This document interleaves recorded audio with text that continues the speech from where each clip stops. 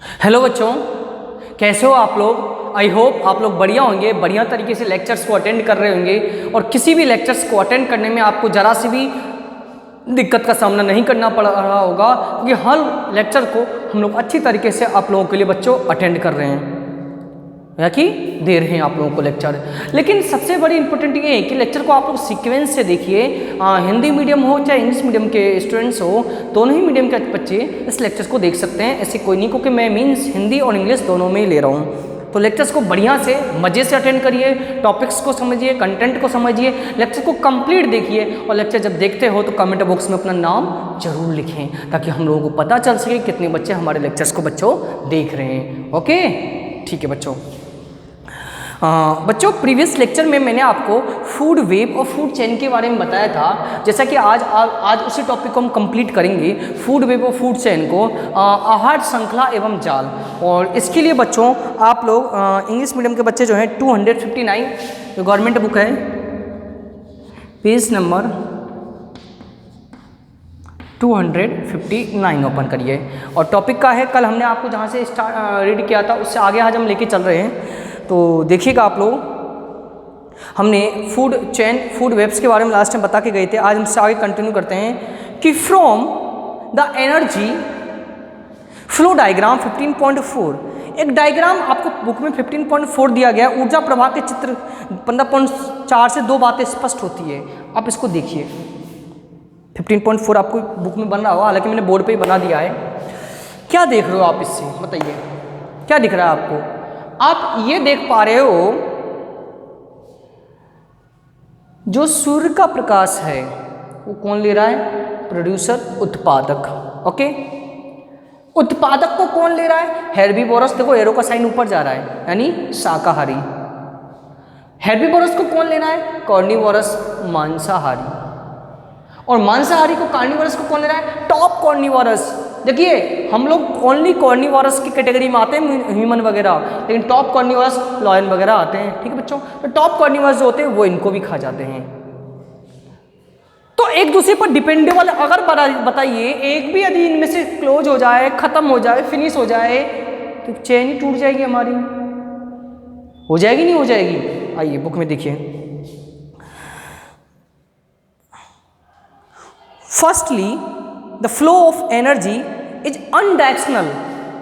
The energy that is captured by the autotrophs does not revert back to the solar input, and the energy which pass to the herbivores does not come back to autotrophs as it moves progressively through the various trophic levels. It is no longer available to the previous level. Secondly, the energy available to each trophic level get diminished progressively due to loss of energy to each level। यानी क्या बोल रहा है आप समझिएगा कि पहली ऊर्जा का प्रभाव एक दिशा अथवा एक ही दिशा में होता है। देखिए एक ही डायरेक्शन में चल रहा है, वापस नहीं आ रहा है। स्वपोषी जीवों द्वारा ग्रहण की गई ऊर्जा पुनः और सौर ऊर्जा में परिवर्तित नहीं होता, दोबारा सौर ऊर्जा में नहीं आ रहा। स्वपोषी ने ग्रहण कर लिया, प्रोड्यूसर ने ले लिया सनलाइट, क्या वो उसको वापस मिल रहा है, नहीं मिल रहा है। शाकाहारियों को स्थानांतरित की गई ऊर्जा पुनः स्वपोषी को उपलब्ध नहीं होती है। शाकाहारी ने ले ली तो दोबारा स्वपोषी को नहीं देते हैं, प्रोड्यूसर को नहीं देते हैं। जैसे ये विभिन्न पोषी स्तरों पर क्रमित स्थानांतरित होते हैं, अपने से पहले उस तरह के लिए उपलब्ध नहीं होती है। जैसे ये आगे ट्रांसफर होती जाएगी, अपने से पहले वालों को वापस नहीं देगी। इतना तो आप समझ गए होंगे इन सब चीज़ों को देखकर। ठीक है, आगे कंटिन्यू करते हैं। Another interesting except of food chain is how unknowingly some harmful chemical enter our bodies through the body chain. You have read in class 9 how water get polluted.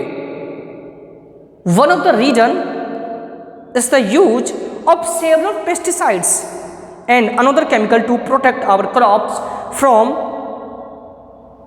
disease and pests.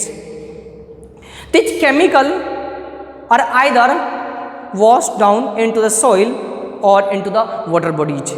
From the soil, these are absorbed by the plants along with water and minerals and form the water bodies. These are taken by the aquatic plants. And animals. क्या कह रहा है समझिए कि आहार श्रृंखला का एक दूसरा आयाम यह भी है कि हमारी जानकारी के बिना ही कुछ रासायनिक पदार्थ आहार श्रृंखला से होते हुए हमारे शरीर में प्रविष्ट हो जाएंगे, हमें पता नहीं चलेगा, कोई न कोई रासायनिक पदार्थ हमारे शरीर में एंटर कर जाएगा, क्योंकि वो चेन के रूप में चले आ रहे हैं, कोई रोकने वाला नहीं है उनको। देखिए नहीं, कंटिन्यू चल रहा है।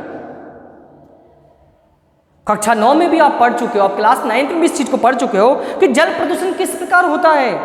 इनका एक कारण है विभिन्न फसलों का रोग, पीड़कों से बचाने के लिए कीट पीड़कनाशी और रसायनों का अत्यधिक प्रयोग होना, इसलिए जल प्रदूषण होता है, समझे ना। ये रसायन बहकर मिट्टी अथवा जल स्रोतों में आ जाते हैं। खेतों में हम छिड़काव वगैरह करते हैं, वो मिट्टी के होते हुए जल स्रोतों में चले जाते हैं। मिट्टी से इन पदार्थों को पौधों द्वारा जल एवं खनिज लवणों के साथ साथ अवशोषण हो जाता है। देखिए मिट्टी से कहाँ पहुँच गए, जल में पहुँच गए, और जलाशयों से ये जलीय जीव और जंतुओं में प्रवेश कर गया। आप कहोगे सर हम तो नहीं ले रहे, लेकिन हम नहीं लेने से मतलब नहीं है, किसी न किसी मीडियम से वो आपके शरीर में एंटर कर जाएगा। वहाँ से देखिए जलीय जीव और जलीय जंतु में चला गया वो। क्या वो लोग ले रहे थे उस पीड़कनाशी कीटनाशी को, हेर्बिवोरस या पेस्टिसाइड्स को? नहीं ना, लेकिन उनके बॉडी में वो एंटर कर गया। This is one of the ways in which they are enter the food chain as the chemical are not degradable, these get accumulated progressively to each tropical level as humans means occupy the top level in food chain. The maximum concentrations of these chemicals get accumulated in our bodies.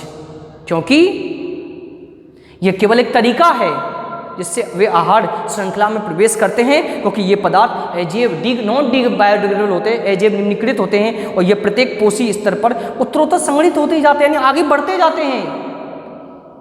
क्योंकि किसी भी आहार श्रृंखला में मनुष्य स्तर पर उत्तरोत्तर संगठित होते जाते हैं, क्योंकि किसी भी आहार श्रृंखला में मनुष्य शीर्षस्थ है, मनुष्य सबसे ऊपर है।